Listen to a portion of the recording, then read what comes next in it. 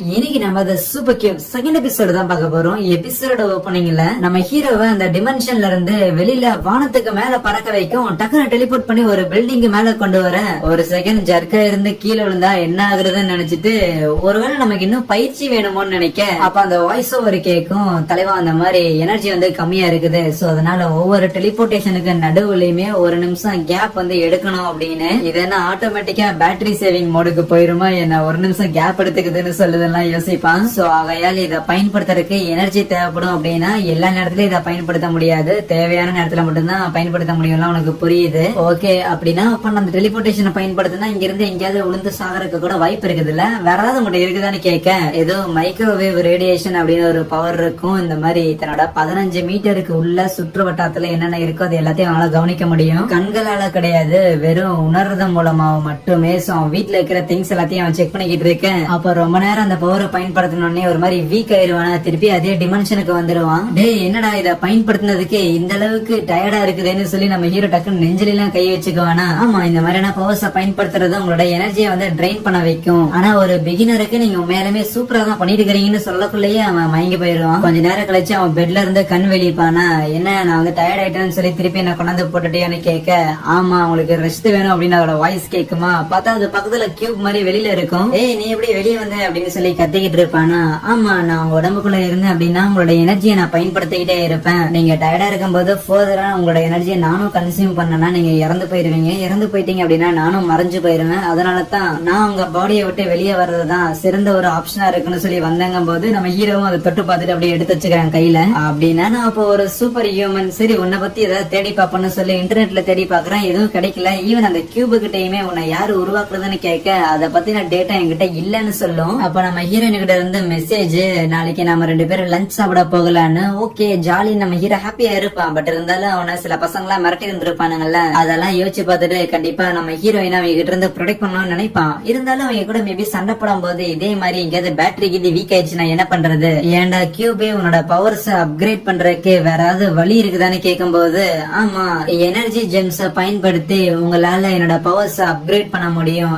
Energy ஜெம்ஸ்னா எந்த மாதிரி, ஏதாவது கல்லு மாதிரியா ரோடு சைடு கிடக்குற மாதிரியான்னு கேட்க, ஆமா சாதாரணமான ரோட் சைடு கிடக்குற கல்லுல கூட எனர்ஜி இருக்குதான் செய்யும். இருந்தாலும் அதோட கொஞ்சம் ஹையராவும் இருக்கணும். ரொம்ப ஸ்பெசிபிக்கா இருக்கிற ஏதாவது ரத்தன கற்கள் மாதிரி தேவைப்படும்னு சொல்லுவானா அவங்க பேரண்ட்ஸ் வச்சிருந்திருக்க நகைகள் மாதிரின்னு. ஐயோ அந்த நகையெல்லாம் எவ்வளவு ரேட்டு தெரியுமா அப்படின்னு நம்ம ஹீரோ பதறி போக, அதுக்கு அந்த கியூப், அந்த நகையை நான் ஒன்னும் கேட்கல, அதை வச்சு ஒன்னும் பவர்ஸ் இன்க்ரீஸ் பண்ண முடியாது, அந்த மாதிரி யூனிக்கான ஜெம்ஸ் இருக்கும் தான் சொல்றேன். வேணும்னா இங்க இருக்கிற அபார்ட்மெண்ட்டுக்கு கீழே அந்த மாதிரி ஒரு கல் இருக்குதுன்னு சொன்ன உடனே நம்ம ஹீரோ ஒரு மண்வெட்டி எடுத்துக்கிட்டு டெலிபோர்ட் ஆகி போயிடுறான். எல்லா விதமான சூழ்நிலைகள்லயும் நான் ஹீரோயினை காப்பாத்தணும்னா என்னோட பவர்ஸ் நான் இன்க்ரீஸ் பண்ணி ஆகணும். சரி அந்த ஸ்டோன் எங்க இருக்குதுன்னு கேட்க, ஐயோ அதான் மைக்ரோவேவ் ரேடியேஷன் பவர் இருக்கு இல்லையா, அதை யூஸ் பண்ணி பாரியான்னு சொல்லும் போது அங்க இருக்கிற ஒரு மரத்துக்கிட்ட தான் இருக்குமா, அதையும் தோண்டி எடுக்கிறான். சின்னதா ஏதோ மார்பிள் மாதிரி இருக்குது, கோலிகுண்டு மாதிரி. ஆக்சுவலி அதுவுமே ஒரு லோ லெவலான ஒரு ஜெம் தானாமா. இதை வச்சு என்னையா பண்றதுன்னு கேட்க, இது அந்த டிமென்ஷன்ல இருக்கிற கியூபோட மவுத்துல கொண்டு போய் வெயின்னு சொல்லுமா. திருப்பி அந்த ஒரு டிமென்ஷனுக்கே போயிடுறான். சும்மா அந்த இடத்துல வைக்கும் போதே அந்த ஸ்டோன் வந்து அப்சர்வ் பண்ணப்படும். பிளஸ் அது மட்டும் இல்லாம ஒரு லோயர் லெவல் ஸ்டோனா இருந்தாலுமே அந்த இடத்துல கரண்ட் ஷாக் அடிச்ச மாதிரி நம்ம ஹீரோக்கு பவர்ஸ் இன்க்ரீஸ் ஆகுறதே அவன் ஃபீல் பண்றான். கட் பண்ணா மணி 8 ஆச்சு. நம்ம ஹீரோ தான் தூங்கி எந்திரிக்கிறான். ஆத்தாடி லேட் ஆயிடுச்சுன்னு அவசரமா ஸ்கூலுக்கு கிளம்பி வந்தா அந்த இடத்துல நம்ம ஹீரோயின் புடிச்சு பெரிய ஒரு லெக்சரா எடுத்துக்கிட்டு இருக்கிற. நேத்து நைட்டு எதுக்கு தேவையில்லாம பேசிட்டு இருக்கும் போது போனை கட் பண்ணேன்னு, என்னாச்சு நேத்து நைட்டு என்ன பேசிட்டு இருந்தீங்க அப்படின்னு சொல்லி ஃப்ரெண்ட்ஸ் எல்லாம் ஒரு பக்கம் கலைச்சுக்கிட்டு இருப்பாங்களா. ஆனா அப்போ திருப்பி அந்த ரவுடி கும்பல் கிளாஸுக்குள்ளே வந்துட்டாங்க.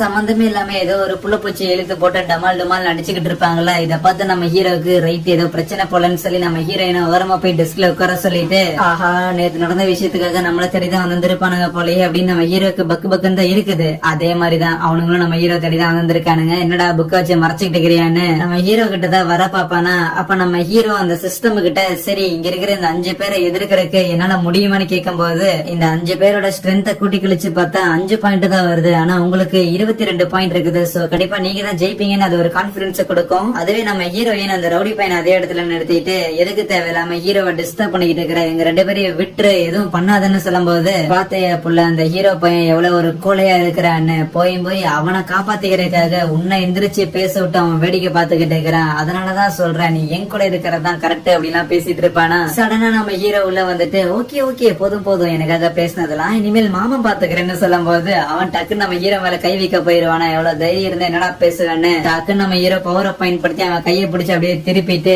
தேவையில்லாம கிளாஸ்ல வந்து வம்பு பண்ற வேலையெல்லாம் வச்சுக்காத, இது எல்லாம் ரோட்டோட பண்ணிக்கோ அப்படின்னு சொல்லி சம கூலா மிரட்டிக்கிட்டு இருப்பானா. என்னடா சின்ன பசங்களா, ஸ்கூல கிராஜுவேட் பண்ணி போகணும் அப்படிங்கிற ஏதாவது ஐடியா இருக்குதா அப்படின்னு டீச்சர் கேட்கும் போது அந்த ரவுடி பையனுமே நம்ம ஹீரோவோட காதுல ஈவினிங் வா உனக்கு இருக்குது, வரலன்னா ஹீரோனுக்கு என்ன ஆகுன்னு உனக்கு தெரியும்ல அப்படின்னு மிரட்டிட்டு போக, இதோட நம்ம ஹீரோ என்னடா ஆச்சு அப்படின்னு பசங்க எல்லாம் பார்த்து ஒரு மாதிரி ஷாக் ஆகி பிரமிச்சு போயிடுறானுங்களா. அந்த பையன் என்ன சொல்லிட்டு போனான்னு ஹீரோயின் கேட்க, ஒன்னும் இல்ல இனிமேல் இந்த பஞ்சாயத்து பண்ண மாட்டானாமா அப்படின்னு நம்ம ஹீரோ மலிப்பிடுறான். கிளாஸ்ல இருந்து கிளம்பி வந்து அந்த ரவுடி பையன் ஒரு இடத்துல உட்காந்துக்கிட்டு, எங்க இருந்து அந்த ஹீரோ கோல பையனுக்கு இவ்வளவு தைரியம் வந்துச்சு, கையை பிடிச்சு தெருவி விட்டுட்டான் அப்படின்லாம் சம கான்ல வந்திருப்பானா. மச்சி நீ கேட்டதெல்லாம் தயாராக்கியாச்சுடா அப்படின்னு ஒருத்தன் வந்து சொல்லும் போது அப்படியே ஈவினிங்கே ஆயிடுது. கேட்டுக்கிட்ட மாதிரியே நம்ம ஹீரோ பாஸ்கெட் பால் கோர்ட்டுக்கு வந்திருக்கானா. உங்க லீடர் எங்கடா அப்படின்னு கேட்கும் போது, இதோட பொடி பையன் இவ்வளவு தூரம் வந்துட்டு எவ்வளவு தௌலத்தா நம்மால சண்டைக்கு கூப்பிடுவோம் அப்படின்னு சொல்லி அங்க இருக்கிற எல்லாருமே ஒரு மாதிரி நெக்கலா சிரிக்க ஆரம்பிக்கிறானுங்க. சரி ஃப்ரீயா விடுங்கப்பா, நம்மள தேடி வந்த விருந்தாளி எதுக்கு தேவையில்லாம இந்த அளவுக்கு அசிங்கப்படுத்திக்கிட்டு, இந்த விஷயம் எல்லாம் வெளியே தெரிய வந்துச்சுன்னா அப்ப ஊர்ல இருக்கிறவங்க எல்லாம் நம்ம கேங்க பத்தி என்ன நினைப்பாங்க, தப்பா நினைக்க மாட்டாங்க. சரி இந்த சண்டையில நான் ஜெயிக்கிறதுக்கு எந்த அளவுக்கு பாசிபிலிட்டி இருக்குதுன்னு அது சிஸ்டம் கிட்ட கேட்க, மொத்தமா 13 பேர் இருக்கிறாங்க. சோ 20% தான் சொல்லும் போது ஹீரோக்கு பக்குன்னு ஆயிரும். என்னடா முகத்துல எப்பவுமே பயம் தாண்டவமாடுது, சரி விடு நான் கொஞ்சம் இறக்க குணம் கொண்டவன் தான், அதனால நீ ஹீரோயினை இனிமேல் பார்க்க மாட்டேன் பேச மாட்டேன்னு சொன்னீங்கன்னா உன்னை விட்டுறோங்க போது, கேங் லீடரு உன் கூட சிங்கிள்ஸ் பண்றதுக்காக தான் இந்த இடத்துக்கு வந்திருக்கேன், வெள்ளக்கூடிய ஆட்டெல்லாம் எனக்கு டைம் இல்லம்பானா. ஓகே நம்மள உசு பேத்தி ஒன் சண்டைக்கு கூட பாக்குறான், ஏமாந்துட கூடாதுன்னு சொல்லி அந்த ரவுடி லீடரு பொறுமை காத்துக்கிட்டு இருப்பானா. அப்ப அதுல ஒரு முந்திரி கொட்டை மொட்டை, என்ன இன்னும் பேசிட்டு இருக்கிறீங்கன்னு சொல்லிட்டு கை வைக்க போவான். இந்த டீம்லயே ஸ்ட்ராங்கான ஃபைட்டர்னா அந்த மொட்டை தான் நாமா. சோ அவன் மேல பயங்கர நம்பிக்கை வச்சிருந்திருக்கேன். ஆனா அவனுக்கு 10 பாயிண்ட் தான் இருக்கும், நம்ம ஹீரோக்கு தான் 22 பாயிண்ட் இருக்குல்ல, நல்லா ஜெயிச்சிடலாம் அப்படிங்கிற ஒரு நம்பிக்கையும் இருக்கும். அவனும் அட்டாக் பண்ண ட்ரை பண்ணிக்கிட்டு இருக்கேன். நம்ம ஹீரோ ஃபுல்லா டிஃபென்ஸ் மோட்ல தான் போய்கிட்டு இருப்பானா. இன்னொரு பக்கம் கிளாஸ் ரூம்ல உட்காந்து நம்ம ஹீரோயின் கால் பண்ணி பாத்துக்கிட்டு இருக்க, காலை எடுக்கவே மாட்டான்.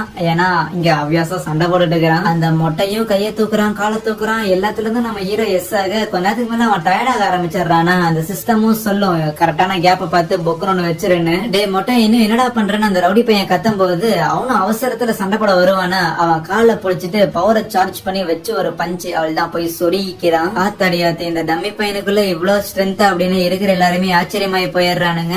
ஈவன் அந்த ரவுடி பையனுக்குமே அதே ஷாக்கு தான். பட் இருந்தாலும் அதை எதையுமே காமிச்சுக்காம ஏதோ ஃப்ளூக்ல அவன் ஒருத்தனை அடிச்சிருந்திருக்கலாம். ஆனா உன்னோட ஸ்ட்ராங்கான ஆளுங்க எல்லாருமே முதல்ல இப்படிதான் இருப்பானுங்க. அதுக்கப்புறம் அவங்க எல்லாரையும் நாங்க தான் தூக்கி போட்டு முதிச்சிருந்திருக்கோம். ஏன் கேங் நம்ம அவனை முடிச்சிடலாம்ல அப்படின்னு இருக்கிற எல்லாரையும் உசுப்பேத்தி விட நம்ம ஹீரோக்கு புரியுது ரைட் அப்படின்னா அடுத்த சண்டை சிங்கிள்ஸ் கிடையாது, மொத்தமா வர போறானுங்க. சரி நான் ஜெயிக்கிறதுக்கு எவ்வளவு சதவீத சான்ஸ் இருக்குதுன்னு கேட்க, அந்த மொட்டையை தவிர்த்துட்டா இன்னும் 12 பேர் இருப்பாங்க. சோ உனக்கு ஒரு 30% சான்ஸ் இருக்குதுன்னு சொல்லும் போது அவனுங்களும் அட்டாக் பண்றதுக்காக ரெடியாக அங்கே இந்த ஒரு எபிசோட முடிக்கிறாங்க. எனிவேஸ் அடுத்த எபிசோட் பாருங்க, மறக்காம சேனல் சப்ஸ்கிரைப் பண்ணி வச்சுக்கோங்க.